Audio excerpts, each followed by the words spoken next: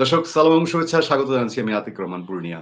আপনাদের প্রিয় channel পূর্ণিয়ার view এবং পাশাপাশি পূর্ণিয়ার খোঁজ ইউটিউব চ্যানেল এবং ফেসবুক পেজে প্রথমে জানিয়ে দেই আমাদের সঙ্গে আজকের আলোচনায় যোগ দিয়েছেন আমাদের আলাপচারিতা অনুষ্ঠান খোঁজ খবরে সবার প্রিয় মুখ, বাংলাদেশের বীর যোদ্ধা, জাতির অন্যতম বীর সন্তান, বীর মুক্তিযোদ্ধা, বিএনপি চেয়ারপারসন বেগম খালেদা জিয়ার উপদেষ্টা এবং বিএনপি থেকে মনোনীত আগামী সংসদ সদস্য প্রার্থী জনাব অ্যাডভোকেট ফজলুর রহমান, সর্বজন শ্রদ্ধেয়, সারা দেশের পরিচিত মুখ জনাব ফজলুর রহমান। আপনাকে অনেক অনেক অনেক সালাম এবং শুভেচ্ছা জানিয়ে আজকে শুরু করতে যাচ্ছি। আপনি জানেন যে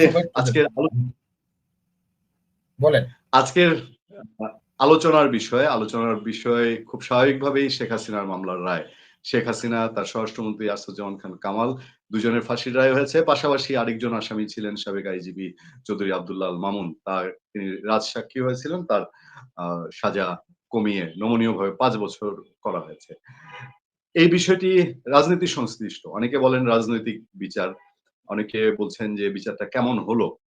আমি শুরুতেই আপনার কাছে জানতে চাই এটা রাজনৈতিক প্রতিক্রিয়া কি এবং কেমন দেখলেন? আপনি অনেক সময় এই ট্রাইব্যুনাল নিয়ে আপনার মূল্যায়ন তুলে ধরেছেন। আমরা প্রথমেই এই বিচার নিয়ে এবং আজকের এই রায় নিয়ে আপনার প্রতিক্রিয়া জানতে চাই। জনাব অ্যাডভোকেট ফজলুর রহমান, বীর মুক্তিযোদ্ধা। আপনাকে অসংখ্য ধন্যবাদ এবং যারা আমাদের কথা শুনছেন এবং আজকের এই বাস্তবতায় অনেক বেশি কঠিন কথাগুলো শুনতে যারা বসছেন বা যারা অপেক্ষা করছেন, আমি তাদেরকে সালাম জানাই সারা দেশ এবং বিদেশে। আসসালামু আলাইকুম। দেখেন, রাজনৈতিক যে প্রতিক্রিয়া যেটা হচ্ছে সেটা আমরা সবাই জানি কি প্রতিক্রিয়া হচ্ছে, কিন্তু আমি ব্যক্তিগতভাবে রাজনৈতিক প্রতিক্রিয়া দিতে চাই না। এটা আমার দল দিছে বা দিবে, সেটা তাদের মতো করে তারা দিছে। আমি দলের বাইরে কোনো কথা বলবো না, দলের বাইরেও না। আমি দলের কথার সাথে আমি ডিফার করব না। কিন্তু আমার কথা হলো যে যেখানে বিচারটা হলো সেটা হলো একটা ট্রাইব্যুনাল। আমি প্রথম থেকে বলতেছি এই ট্রাইব্যুনালটা সৃষ্টি হয়েছিল যুদ্ধ অপরাধীদের বিচার করার জন্য, যারা 1971 সনে আমার 30 লক্ষ লোককে হত্যায় সহযোগিতা করেছিল, আমার মা বোনের ইজ্জত ধ্বংস করেছিল, শিশু হত্যা, নারী হত্যা করেছিল, যারা আমার দেশের সমস্ত বুদ্ধিজীবীকে হত্যা করে সমস্ত মস্তিষ্ক শূন্য করে দিয়েছিল।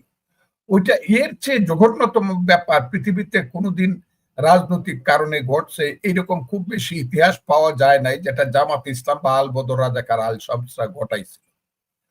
সেই গণহত্যার বিচার করার জন্য এবং গণবিরোধী আল বদর রাজাকার আল শামস মানবতা বিরোধী তাদের বিচার, যুদ্ধ অপরাধীদের বিচার করার জন্য সেই কোর্টটা হয়েছিল। সেই কোর্টে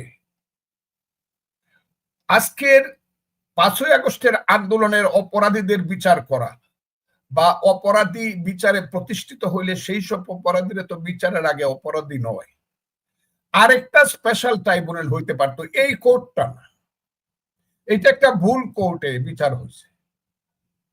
আমি আপনাকে খুব ক্লিয়ারলি বললাম, আমি চ্যালেঞ্জ করলাম, ফাঁসি হয়েছে না যাবজ্জীবন হয়েছে সেই ব্যাপারে বিচার ভুল হয়েছে না শুদ্ধ হয়েছে আমি বলবো না।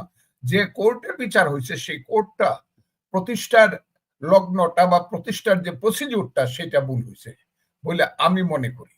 কাজে এমন একদিন আসবে, আপনাকে আমি বলি যে হঠাৎ যখন দেখা যাবে যে পরিবেশ গণতান্ত্রিক হয়েছে, যে কোনো লোক একটা রিট করে দিবে, যে কোনো আইনজীবী একটা রিট করবে, যাদের ফাঁসি হয়েছে তাদের পক্ষ হয়ে তাদের কোর্টেও হাজির হইতে হবে না। সেই রিটে তারা জানতে চাবে যে 2024 সনে 5ই আগস্টের যারা বিরুদ্ধ শক্তি, যারা পালায় গেছিল শেখ হাসিনা সহ যারা, তাদের বিচার করার জন্য যে কোর্টটা প্রতিষ্ঠিত হয়েছিল সেই কোর্টটা সঠিক ছিল না বেঠিক ছিল। এই রিটটা হবে এই দেশে, এবং তখন যদি হাইকোর্ট, রিট বেঞ্চ এবং এপিলেট ডিভিশন একমত হয় ইয়েস ওই কোর্টটা সঠিকভাবে প্রতিষ্ঠিত হয় নাই বা গঠন করা হয় নাই, তাহলে যে কোর্টটাই সঠিক হয় নাই, সঠিকভাবে গঠন করা হয় নাই, সেই কোর্টের দ্বারা বিচারকৃত একটা রায় সেটা কি প্রযোজ্য হবে কিনা বা সেটা কি লিগেল হবে কিনা, এই প্রশ্নটা কিন্তু আইসা যাবে। এক। দুই হলো, এটা হলো এমন একটা ঘটনা হয়েছে যিনি মানে বাপের পিসি, তিনি আবার মায়ের মাসি, যিনি যুদ্ধ অপরাধী ট্রাইব্যুনালে গোলাম আজমদের মতো যুদ্ধ অপরাধীদের পক্ষে যিনি প্রসিকিউটর ছিলেন, ডিফেন্সে ছিলেন, জনাব তাজুল ইসলাম। আমি ব্যক্তিগতভাবে তাকে দুষছি না, তার কর্মকাণ্ডকে আমি বলছি। উনি ছিলেন ডিফেন্সের লয়ার, এখন আবার একই যুদ্ধ অপরাধী ট্রাইব্যুনালে উনি আবার প্রসিকিউশনের লয়ার উইথ অল দা শিবির কর্মী। এটা মনে হয় শিবিরের একটা আড্ডাখানা। আমি সবার নাম বলতে পারবো, এরা ছাত্র জীবনে সবাই শিবির করত এবং তাদের পূর্বপুরুষের ইতিহাসটা বলতে পারবো। এদের বেশিরভাগ পূর্বপুরুষ মুক্তিযুদ্ধের ভূমিকা ভালো ছিল না, এরা মিলে টিলে একটা বিচার করছে, একটা প্রসিকিউশন করছে। এই প্রশ্নটা কিন্তু আসবে যে জনাব তাজুল ইসলাম যে মেইন প্রসিকিউটর, সেই প্রসিকিউটরের যে ভূমিকাটা ছিল এটা সঠিক ছিল কিনা। সেই দিন রিট কিন্তু বলে দিতে পারে যে না, জনাব তাজুল ইসলাম যে ভূমিকাটা পালন করছে সেটা সঠিক ছিল না। তাইলে বিচারালয়টা সঠিক ছিল না, বিচারালয়ের প্রসিকিউটর সঠিক ছিল না, সেই বিচারের রায় কি হবে সেটা আমি আজকে নাইবা বললাম। কার ফাঁসি হইল, কার যাবজ্জীবন হইল, এই জিনিসটা কিন্তু আসবে যখন এই দেশে প্রকৃত গণতন্ত্র আসবে। কাজেই এইটা নিয়ে আমি আর বেশি বাড়াবাড়ি, এটা নিয়ে কেউ মাথাও গামাবে না, কারণ এটা প্রত্যেকেই বুঝে এটা কোন ধরনের বিচারালয়, কোন ধরনের বিচার, কোন ধরনের প্রসিকিউশন, এটা সবাই বুঝে। এ হলো ব্যাপারটা। কারণ আমরা আগে দেখছি যাদের ফাঁসি হয়েছিল হাসিনার আমলে, হাসিনা চলে যাওয়ার পরে তারা কিভাবে ফুলের মালা গলায় দিয়ে জেলখানা থেকে বাইরে হয়েছে, ফাঁসির রায়কে করে বাতিল করে, সেটা তো আমরা দেখছি। নাকি আপনি দেখেন নাই? জনাব বাবর সাহেবের ফাঁসি ছিল, জনাব সালাম সাহেবের কত লোকের ফাঁসি ছিল, তারা বাইরে এসে পড়ছে। আর শেখ হাসিনা তো হাতের কাছে নাই। স্বরাষ্ট্রমন্ত্রী যিনি ছিলেন তার নাম কি নামটা ওটার, আসাদুজ্জামান কামাল, তা তো হাতের কাছে নাই। আর একজন যে রাজসাক্ষী হয়েছে তারাই তো জেল দিছে, এটা চক্ষু লজ্জার খাতিরে 5 বছর খালাস দিলেই পারত। কাজে এইটা কোনো এইগুলা বিচারের নামে প্রহসন বলে আমার মনে হয়। এই বিচার রিট যেদিন হবে সেদিন আমি বুঝতে পারবো সঠিক ছিল না বেঠিক ছিল। একটা জিনিস খেয়াল করবেন, ফজলুর রহমান, দেখেন এই ঘটনা ধরে আওয়ামী লীগকে অনেকে বলেন যে তারা প্রাসঙ্গিক করে দিল কিনা, যে আওয়ামী লীগ 13 তারিখে লকডাউন ডাকলো, সরকার বিশাল রণসাজে নামলো এবং এখনো তারা নানান কর্মসূচির মধ্যে আছে। বাংলাদেশে ট্রাইব্যুনাল নিষেধ করেছে যে আওয়ামী লীগের কর্মসূচি প্রচার করা যাবে না। তারা গত 2 দিনও ছিল, আগামীকালকেও তারা কর্মসূচির ডাক দিয়েছে। তো এসবের মধ্যে দিয়ে দেশে মানে একেবারে নজিরবিহীন ভাবে গত এক বছরের মধ্যে বোমাবাজি হচ্ছে, ককটেল ফুটছে, আগুন লাগছে, গ্রামীণ ব্যাংক বিশেষ করে আক্রান্ত হচ্ছে। এই পরিস্থিতি সরকার ট্যাকেল দিতে কতটা ব্যর্থ, তা সে কি পেরেছে যে এত কিছু লাগিয়ে? এবং আমি আরেকটু আপনাকে নজর দিব যে আপনি জানেন যে এই ধানমন্ডি 32 নাম্বার কত ভাবে আক্রান্ত হলো বঙ্গবন্ধু শেখ মুজিবুর রহমানের বাড়ি। বঙ্গবন্ধু শেখ মুজিবুর রহমানের কি ভূমিকা, বা তার বাড়িটা বারবার আজকেও গিয়ে সেই সময় সেনাবাহিনী পুলিশ ফিরায় নাই, কিন্তু আজকে ফিরাতে গিয়ে এখন পর্যন্ত আমরা যখন এই শো করছি তখন পর্যন্ত এই জুলাই যোদ্ধা নামের কিছু মানুষ, পুলিশ দেখলাম ওয়্যারলেসে বলছে যে স্যার এরা তো স্টুডেন্ট না, এরা শিবির। এই যে আক্রোশ, এই আক্রোশের শেষ কোথায়? কেন এই পুরো একটা বাড়ির প্রতি এত আক্রোশ? এই কারণে আক্রোশ, কারণ এই লোকটা এত খারাপ ছিল। আমি সবসময় বলি যে শেখ মুজিবুর রহমান এই যে বাংলার সবচেয়ে খারাপ মানুষ।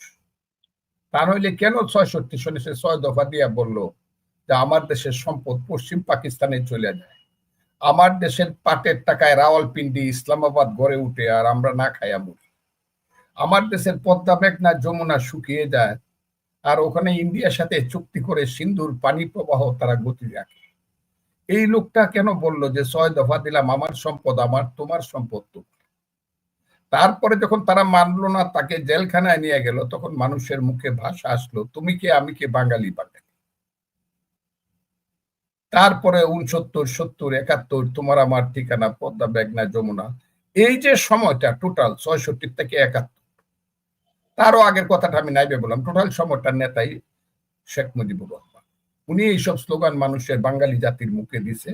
পাকিস্তানিদেরকে পরাজিত করার জন্য যেভাবে তৈরি করা দরকার সেইভাবে শক্তি উনি তৈরি করছে।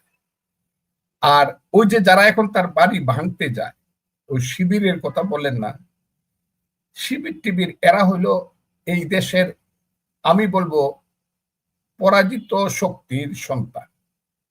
তাদের পূর্বপুরুষেরা এমন ভাবে শেখ মুজিবের মতো একটা খারাপ মানুষ তার ডাকে পরাজিত হয়েছে, মুক্তিযোদ্ধাদের কাছে পরাজিত হয়েছে, উসমানী জিয়াউর রহমানদের কাছে, খালেদ মুশাররফদের কাছে, লাখ লাখ মুক্তিযোদ্ধার কাছে। এই সব নরপশু নরাধমদের পূর্বপুরুষরা এমন ভাবে পরাজিত হয়েছে, শুধু 1971 এই সনটা ক্যালেন্ডারে থাকলে পরেই এরা চিরদিন এদের পূর্বপুরুষ হবে মীর জাফর আর এরা হবে মীর জাফরের সন্তান। একটা উদাহরণ আমি আপনি দিই। আমি মুর্শিদাবাদ গেছিলাম। মুর্শিদাবাদ যাওয়ার পরে মীর জাফরের বিল্ডিং দেখলাম। তখন আমাদেরকে যিনি নিয়ে গেলেন তিনি বললেন, স্যার আরেকটা জিনিস আপনারা দেখেন, একটা জায়গা আছে যেখানে মীর জাফরের পরবর্তী বংশধরেরা বসবাস করে, তাদেরকে পুলিশ ঘেরাও করে রাখে। কতদিন চলে গেছে, আমি গেছিলাম 2010 সনে, এর আগে 200 বছর চলে গেছে। 200 বছর পর একটা জায়গা ঘেরাও করে রাখে যেখানে মীর জাফরের বংশধররা থাকে, ওই জায়গাটাকে বলা হয় নিমক হারামের দেউড়ি। আবারও বলছি, মীর জাফরের বংশধররা মুর্শিদাবাদের যে জায়গার মধ্যে ঘেরাও করে থাকে এই জায়গাটাকে বলা হয় নিমক হারামের দেউড়ি। এবং তারা যদি বাজার করতে যায়, 2 জন পুলিশ না গেলে মানুষ কিন্তু এখনো জুতা পেটা করে। কিন্তু তাদের তো কোনো অপরাধ নাই, তাদের 10 পুরুষ আগে মীর জাফর বেইমানি করছে, কিন্তু আজকে 10 পুরুষ পরেও আজকে তাদেরকে সেই বিশ্বাসঘাতকদের গ্লানি বয়ে বেড়াইতে হয়। আজকে যারা এইসব করে, ওই যে শিবির টিবির যারা করে, এরা 71 সনের গ্লানি বয়ে বেড়াচ্ছে। কিন্তু এরা শেখ মুজিবুর বঙ্গবন্ধুর বাড়ি ভাঙ্গুক আর সবকিছু সূর্য ভাঙ্গিয়া দেখ, সূর্য অস্তমিত করে দেখ, কিন্তু এরা যে রাজাকার এবং রাজাকারের সন্তান, এরা যে ইয়াজিদের বংশধর, এরা যে কারবালায় হুসেনকে হত্যা করছে ইয়াজিদের বংশধর, এরা যে পলাশীতে সিরাজউদ্দৌলাকে ট্রাইব্যুনাল মানি না, সেখানে আবার ফাঁসি বা অন্য কিছু সন্তান থাকবে, ততদিন পর্যন্ত এই কালিমা তারা মুছতে পারবে না। কাজেই তারা এই জেদে জেদে এইসব অপকর্মগুলা করে। এনে বাড়িতে কি আছে সবই তো ভেঙে ফেলছে, আরো ভাঙুক, অসুবিধা কি? মানুষ আরো জানুক শেখ মুজিবের একটা বাড়ি আছে, সেই বাড়িটা ভেঙে ফেলছে। এই ভাঙ্গা বাড়িতেই দেখা যাবে কি হয়, আমি জানি না, আমি বলতেও পারবো না। কিন্তু এটা হলো, বলেন। একটা ছেলে ক্লাস 9-এর একটা ছেলে ওই বাড়ির একটা ইট সংরক্ষণ করতে গেছিল, তাকে পুলিশ ধরে ফেলছিল, মুচলেকা দিয়ে ছাড়ছে। সেই ছেলেটা বের হয়ে বলছে যে এই ভাঙা বাড়ি একদিন বাংলার তীর্থস্থান হবে। আর যতই এটা ভাঙছে ততই এখানে যে ক্লাস 9-এর ছেলে যাচ্ছে, একটা রিক্সাওয়ালা ফুল দিতে যাচ্ছে, একটা অসহায় নারী গিয়ে ওখানে জয় বাংলা বলে। মনে হয় যেন যতই তারা এটাকে ধূলিসাৎ করতে যায় ততই যেন এরকম পোড়া বাড়ি জড় পদার্থটা একটা শক্তি পরিণত হচ্ছে। জনাব ডক্টর ফজলুর রহমান, আমি আরেকটু দিকে নজর দিতে চাই। গতকালকে স্বরাষ্ট্র উপদেষ্টা বলেছেন মামলার রায় যাই হোক বাস্তবায়ন করা হবে। আজকে এই সরকারের পক্ষ থেকে ভারত সরকারকে খুব কঠোরভাবে চিঠি দিয়ে আহ্বান জানানো হয়েছে, অনুরোধ করা হয়েছে শেখ হাসিনা এবং আসাদুজ্জামান কামালকে ফিরিয়ে দেওয়ার জন্য। প্র্যাকটিক্যালি এই রায়ের আসলে কি ফল, কি হবে?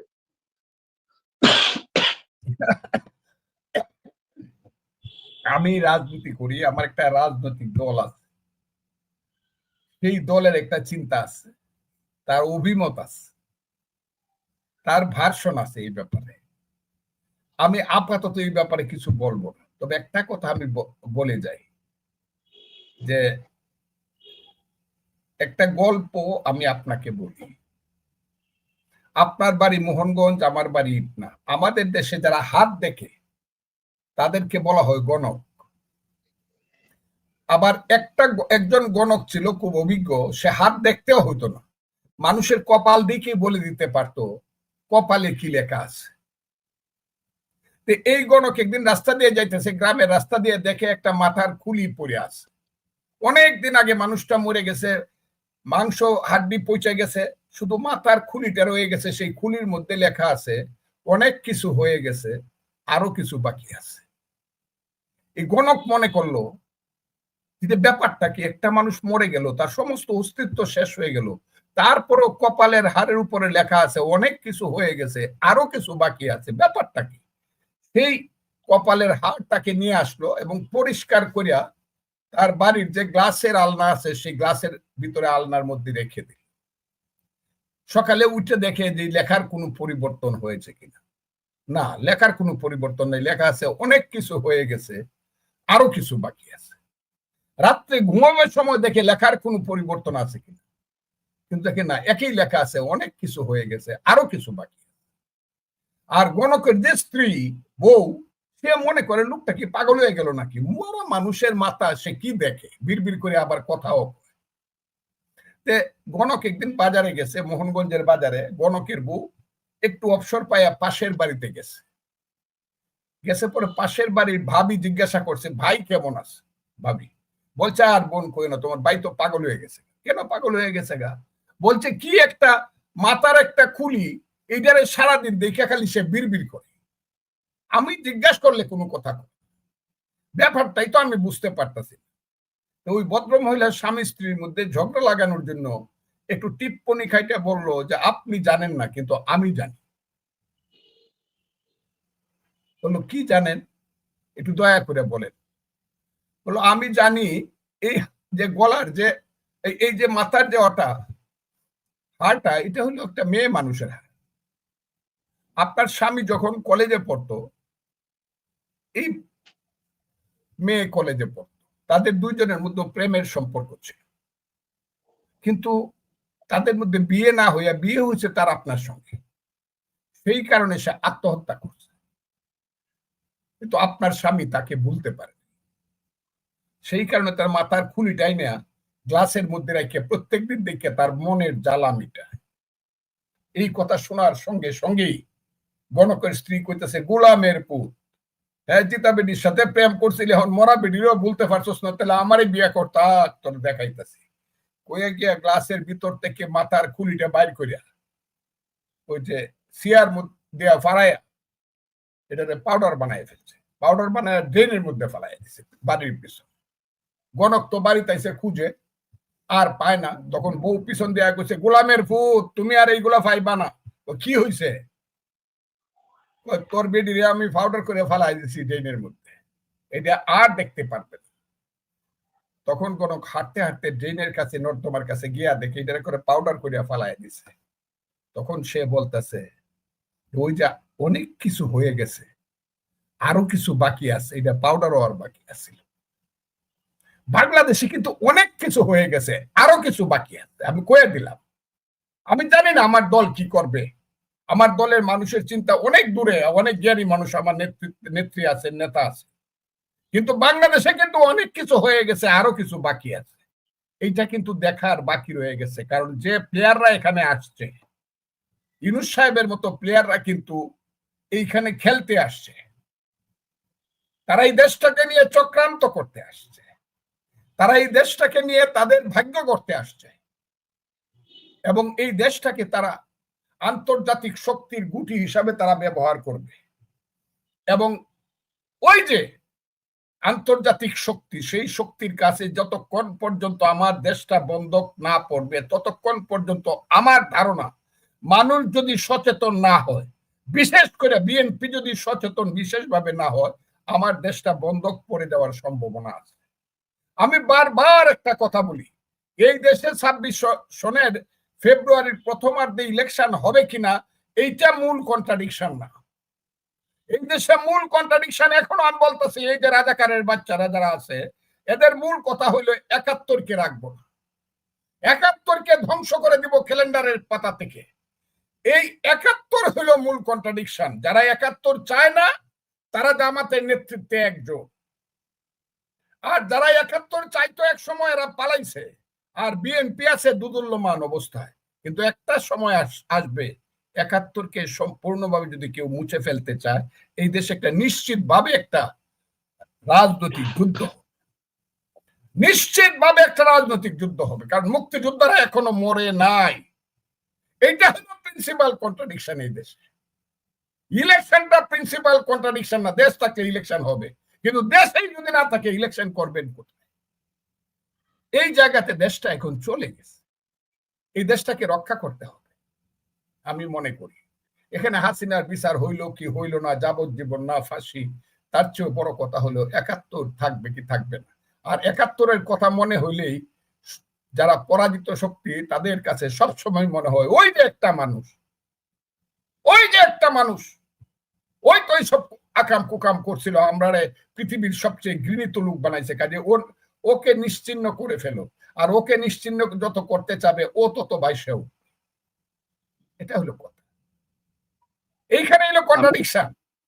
আমার কথাটা শুনেন, রায় হইল হাসিনার বিরুদ্ধে মিছিল হবে আনন্দের, হাসিনার ফাঁসি চাই, ফাঁসি চাই, ফাঁসি কার্যকরী করো। এতে 32 নম্বর বাঙ্গার তো কোনো দরকার নাই। তাইলে যেটা হাসিনার চেয়েও আরেকখানে বেশি, আরেকজনের উপরে বেশি, সেটা হলো মুক্তিযুদ্ধের উপরে রাজাকারের বাচ্চাদের জেদটা হলো সবচেয়ে বেশি।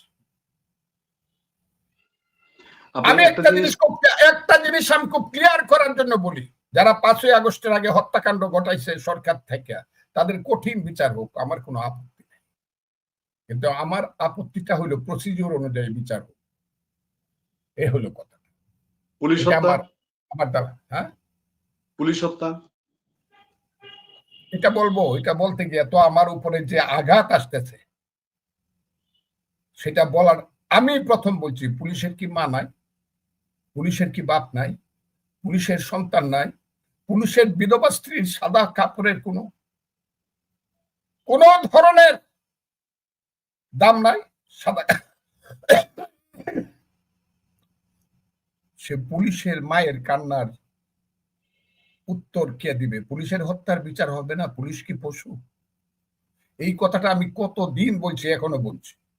এই যে সবকিছু ছাপায়া যাইতেছে একটা মাত্র কারণে, যে মিটিকুলাস ডিজাইনের মাধ্যমে ইউনূস সাহেবেরা যে কাজটা করছে, আমি সব সময় বলি 5ই আগস্টের দুইটা রূপ।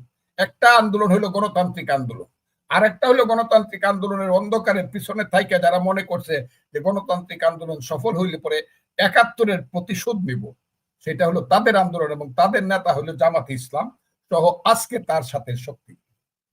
যে কারণে কোনো কিছুরই সমাধান হচ্ছে না, ইলেকশন হবে না বললে তারা চিৎকার করতেছে, তারা ওই পিআর, জিআর, সিআর চাচ্ছে, কত কিছু কথা বলতেছে ইলেকশনে না যাওয়ার জন্য। এবং তাদের মূল নেতা হইল জনাব ইউনূস সাহেব। মিস্টার ইউনূস সাহেব is the only the responsible person for this awkward situation in Bangladesh. এই সিচুয়েশনটা সৃষ্টি করার জন্য ইউনূস সাহেব হলেন হাকিম হইয়া হুকুম করো, পুলিশ হইয়া ধরো, সর্প হইয়া দংশন করো, উজা হইয়া যাও। একটা ইলেকশন হোক। তারা তো বলে তাদের নাকি 70%, 80% মানুষের, যে গোলাম পড়ুয়ার বললো 70 না 80% মানুষ নাকি তাদেরকে সমর্থন করে। বাপের বেটা হইলে ইলেকশনটা করেন, বাপের বেটা হইলে ইলেকশনটা। কিন্তু ইলেকশনে আসবেন, কারণ ইলেকশন হইলে পরেই তাদের, আমার ধারণা হলো তাদের 90% ক্যান্ডিডেটের জামানত বাজেয়াপ্ত হবে, 5-7-10টা সিট সবাই মিললে পাবে। এখন যে বাঘ বাকুমটা করে, হে আমরা সাংঘাতিক কিছু, এইটা মানুষ বুঝে ফেলবে। সেই কারণে তারা ইলেকশনে যাইতে চায় না, এবং এই দেশকে তারা কোনোদিন শান্ত হতে দিবে না, গণতন্ত্রের পথে যেতে দিবে না, এই দেশকে কোনোদিন তারা সংবিধানের পথে যেতে দিবে না। এটা হলো আমার কথা। আপনি একটা জিনিস জানেন যে এটা নতুন করে বলার কিছু নেই, গত 1 সপ্তাহ ধরে দেশের যে পরিস্থিতি, বিশেষ করে 13 তারিখের আর 2 দিন আগে থেকে এই ফাঁসির রায় কেন্দ্র করে চারদিকে কি একটা অবস্থা, এবং গ্রামীণ ব্যাংক আক্রান্ত সবচেয়ে বড় জিনিস যেটা। তো এর বাইরে আরো দেশের ভেতরে অবস্থা, দেশের বাইরে সব পত্রপত্রিকায় খবর এসছে যে ইন্ডিয়া হঠাৎ করে 3টা গ্যারিসন করছে আমাদের বর্ডারে, লালমনিরহাট বর্ডারে 3টা গ্যারিসন করছে, সেখানে তারা সেনা স্টেশন করছে। এটা নিয়ে আমাদের সরকারের কোনো বিবৃতি নাই, বা কেন হচ্ছে বাংলাদেশের মানুষের ভিতরে যে একটা টেন্স ভাব, এবং উল্টা ইন্ডিয়ার সাথে রিলেশন দিনকে দিন খারাপই হচ্ছে। মুম্বাই আক্রমণের পরে, গাড়ি বাস্টের পরে ভারতীয় পত্রপত্রিকা প্রকাশ্যে বাংলাদেশের উপরে দোষারোপ করছে।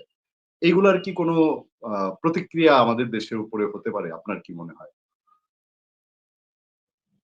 ইন্ডিয়া বললে পরে এমন একটা প্রবলেমে পড়ে মানুষ, উত্তরটা দিতে এত কঠিন।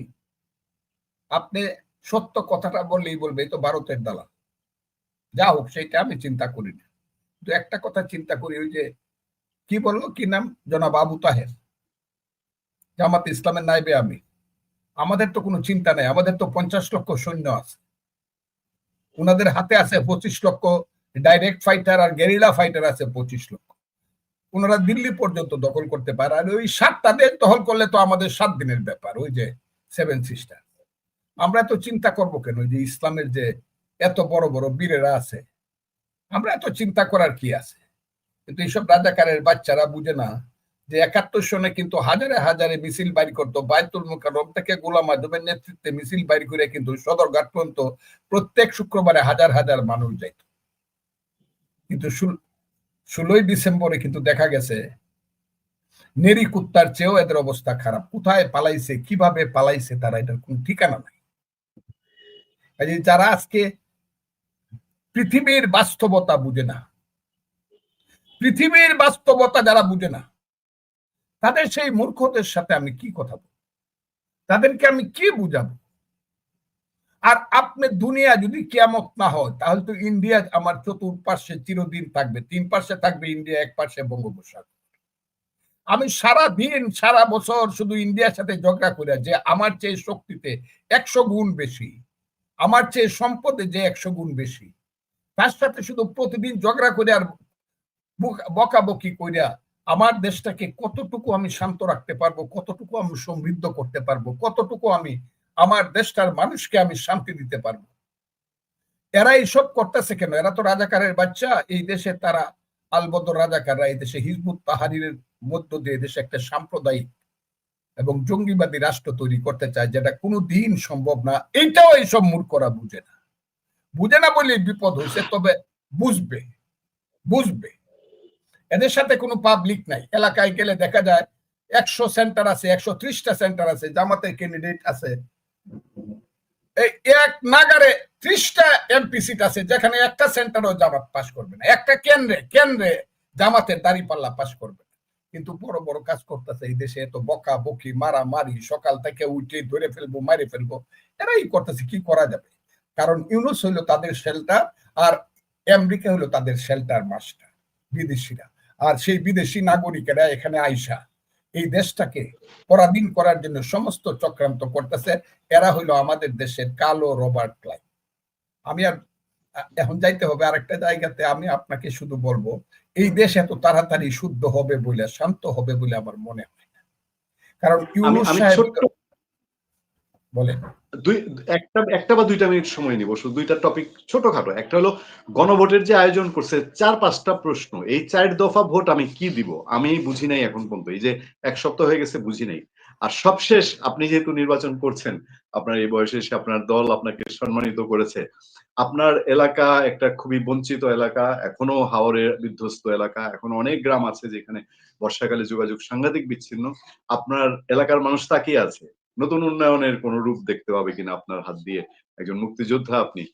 এই 2টো প্রসঙ্গে আপনার মতামত জেনে আজকে শেষ করব। 1 নাম্বার হচ্ছে যে আমরা একটু জানতে চাই যে গণভোট আবার আপনার এলাকার মানুষকে বুঝাতে পারবেন কিনা যে কি ভোটটা সে দিবে? না, আমি এটা বুঝাবো না।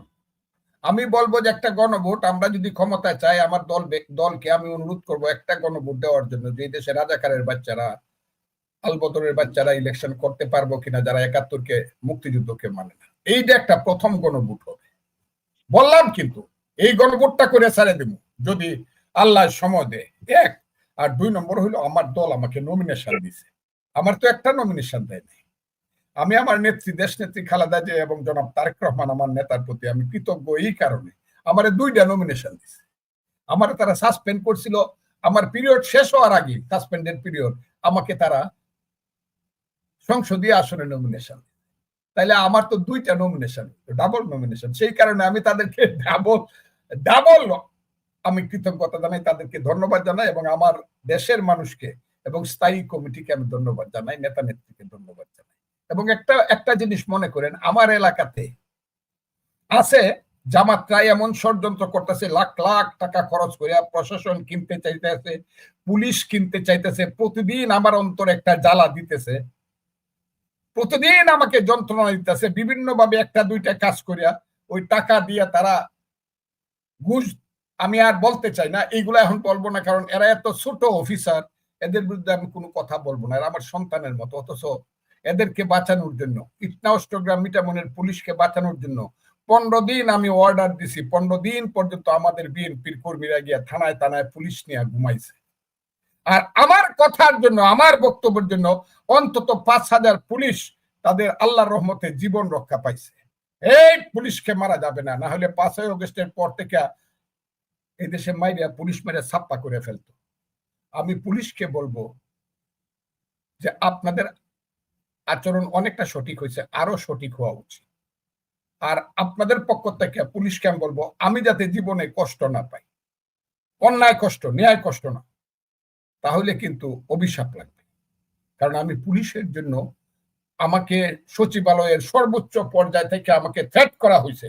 আপনি পুলিশ হত্যার বিচার চান, আপনি জানেন আপনি কত বড় অন্যায় করতেছেন আন্দোলনের বিরুদ্ধে, পুলিশ হত্যার বিচার চান আপনি ফজলুর রহমান। আমি চিরদিন চাবো এই কারণে যে পুলিশ ওই দেশের মানুষ, পুলিশ অন্যায় করলে তার বিচার হবে, আর পুলিশকে হত্যা করলে যারা হত্যা করছে হত্যাকারীদের বিচার হবে। আমার এলাকাতে কিছু কিছু ত্রুটি করার চেষ্টা করতেছে, কিন্তু পারবে না। ওখানে সিনিয়র অফিসিয়ালরা ভালো আছে, সিনিয়র অফিসিয়ালরা ভালো আছে, কিন্তু অফুরন্ত টাকা আছে রাজাকারের ছেলেদের কাছে, অফুরন্ত টাকা আছে। তারা এই টাকা দিয়া অনেক কিছু করতে চায়, অনেক বিভ্রান্তি, ইউটিউব আছে, এই আছে, সে আছে। কথাটা কি বুঝছেন? আমার এলাকাতে আমাকে নমিনেশন দেওয়ার পরে হাজারে হাজারে মানুষ মিছিলে নামছে, বিরুদ্ধে একটা টু শব্দ হয়েছে, কিন্তু দুই একটা বেজন্মা দেখা যায় ওই বাইরে আইসা, ঢাকা শহরে আইসা সাংবাদিক সম্মেলন, বাড়িতে যা। আমি তো কইছি, যা হোক ওইটা আর কইলাম, বাড়িতে যায় না, ঢাকা শহরে এসে সাংবাদিক সম্মেলন করে আমাকে মিথ্যাভাবে অপমান করার জন্য। যা বাড়িতে যা গিয়ে একটা মিছিল দেখাতো 100 মানুষের, 100 মানুষের একটা মিছিল দেখ। আমার সাথে কোনো কন্টেস্ট আল্লাহর রহমতে হবে না, আমি আগেই ডিক্লারেশন করলাম। 130টা সেন্টার আছে, 130টা সেন্টারের মধ্যে 1% সেন্টারে বা 2% সেন্টার যদি বিরোধীরা কেউ পাস করতে পারে, মানে 2-3টা সেন্টার, আমি বলবো এরাই পাস করছে। আমি কথাটা আপনাকে বলে দিলাম, মানুষের অবস্থাটা এরকম। অনেক কোনো ইলেকশন নেই, ফজলুর রহমান দানের শেষ, খালেদা জিয়া, তারেক রহমান শেষ, বিএনপি। অনেক কোনো ইলেকশন নাই, জোর করে না, এটা হলো মানুষের অন্তরের ভালোবাসা। অনেক অনেক অনেক ধন্যবাদ, কৃতজ্ঞতা। এবং আপনি একজন সংসদে একজন বীর মুক্তিযোদ্ধা প্রতিনিধি থাকবে, সেটাও বাংলাদেশের মানুষের কাছে অনেক বড় কিছু। আপনার দীর্ঘায়ু, সুস্থতা এবং আপনার বাংলাদেশের জন্য আপনার এই বয়সে এই ফাইট ইতিহাসের পাতায় লেখা থাকবে। আপনাকে আবারও সালাম এবং শুভেচ্ছা জানিয়ে আজকের মতো বিদায় নিচ্ছি। আসসালামু আলাইকুম। আপনাকে অসংখ্য ধন্যবাদ, যারা শুনলেন তাদেরকে সালাম, আসসালামু আলাইকুম। ঠিক আছে, থ্যাংক ইউ।